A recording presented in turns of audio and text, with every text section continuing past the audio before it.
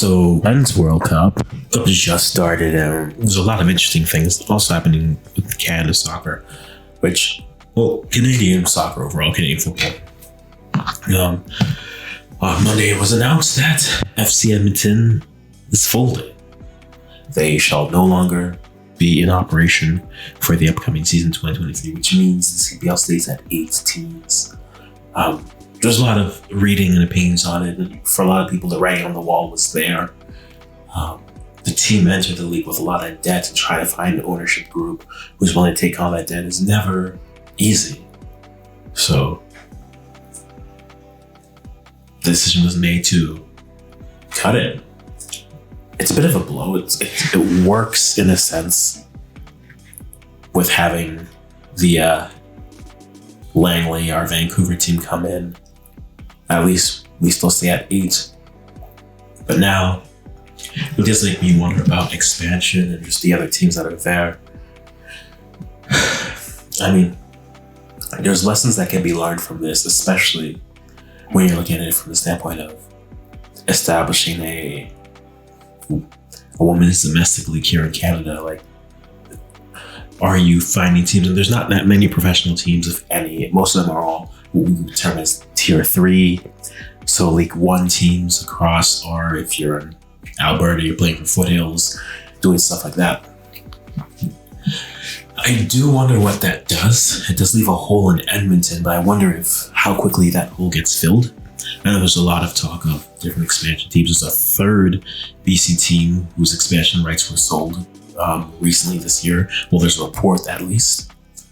And then there's the one in Saskatchewan that's coming. There are calls by many Quebecers to have one, if not 2 teams in that province.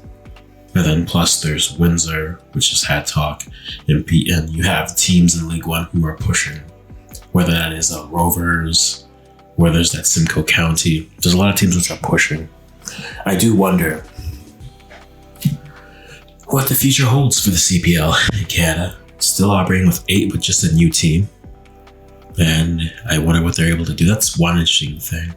The other thing is the weekend interview with Christine Sinclair. I listened to it yesterday. Man,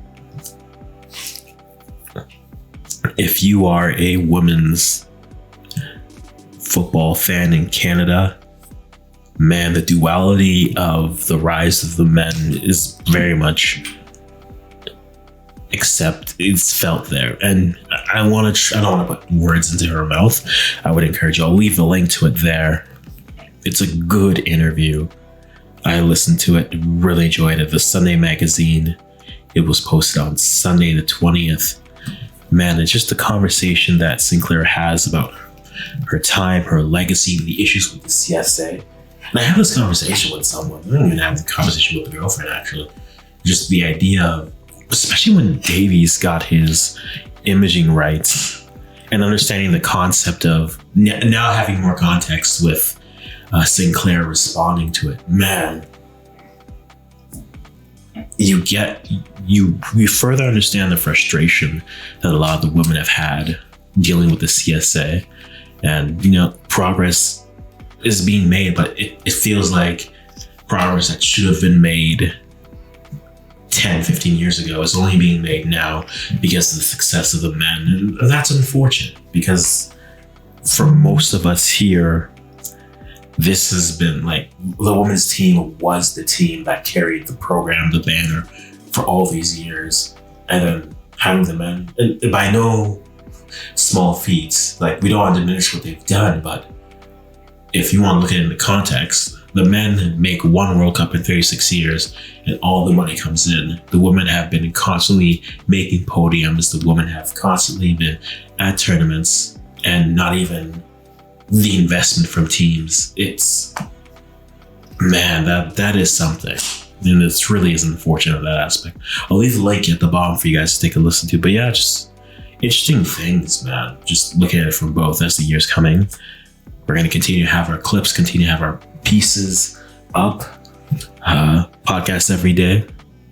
But then also looking at the World Cup and just reacting to that with the boys here. But guys, yeah, FC Edmonton, you had a good run. But again, the Sunday magazine, we'll leave the link for you in the description.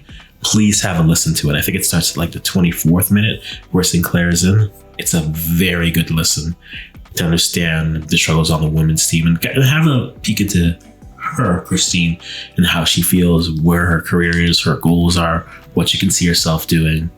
It is very recommended from me.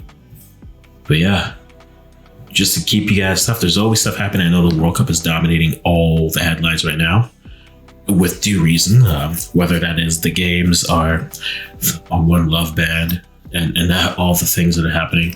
We saw the Iranians play today, not even sing the national anthem. There's lots that is happening. But yeah, we're just gonna try to dip our feet in as many things as we can and, have some thoughts, have some takes. Yeah, we're gonna stop rambling now.